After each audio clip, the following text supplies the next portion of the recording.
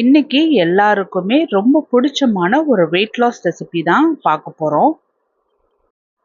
இது வெயிட் லாஸ்க்கு மட்டும் இல்ல, சளி பிடிச்சிருக்கு அப்படின்னா கூட இது போல சிக்கன்ல நல்லா காரசாரமா சூப் செஞ்சு சாப்பிடும்போது உடம்புல இருக்க கொழுப்புமே நல்லா கரையும், சளியும் நல்லா கரைஞ்சு வரும்.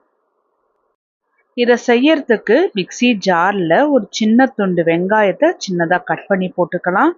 ஒரு டீஸ்பூன் அளவுக்கு குருமிளகு வெயிட் லாஸ்க்கு ரொம்பவே ஹெல்ப்ஃபுல்லாக இருக்கும். அப்பப்போ ஆட் பண்ணிக்கிட்டே தான் இருக்கணும். ஒரு டீஸ்பூன் சோம்பு, 1/4 டீஸ்பூன் ஜீரகம், 10 பல்லு பூண்டு சின்ன சின்னதாக இருக்கிறதுனால நான் 10 பல்லு சேர்த்திருக்கேன். ஒரு துண்டு இஞ்சி தட்டி சேர்த்திக்கலாம். ஒரு துண்டு பட்டை, ஒரு டீஸ்பூன் வரமல்லி, 2 கிராம்பு,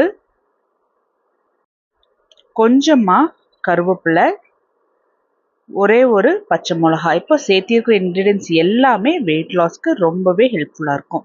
கொஞ்சமாக தண்ணி சேர்த்து இதை நல்லா அரைச்சி எடுத்துகிட்டு வந்துடலாம். ஒரு 5 பீஸ் மட்டும் நான் சிக்கன் தனியாக எடுத்திருக்கேன் சூப்புக்காக. நல்லா எலும்பு பீஸாக பார்த்து எடுத்துக்கோங்க. இதில் அரைச்சி வச்சுருந்த மசாலாவை போட்டுட்டு மிக்ஸி ஜாரில் கொஞ்சமாக தண்ணி சேர்த்தி அந்த தண்ணியுமே சிக்கனோட சேர்த்து ஊற்றிடலாம். இதில் 1/4 டீஸ்பூன் மஞ்சள், தேவையான அளவுக்கு கல்லுப்பு. நான் இன்னைக்கு 4 பேத்துக்கு தேவையான அளவுக்கு நான் சிக்கன் சூப் ரெடி பண்ணுறேன். அதனால் 2 சொம்பு அளவுக்கு தண்ணி ஊற்றிக்கிறேன். ஏன்னா கொதிச்சு வற்றி வரும் இல்லையா. இந்த சூப்பை ஸ்டவ் டாப்பில் வச்சு நல்லா கொதிக்க விட்டுட்டு கொதிச்சதுக்கு அப்புறமா மிதமான சூட்டில் வச்சிடலாம்.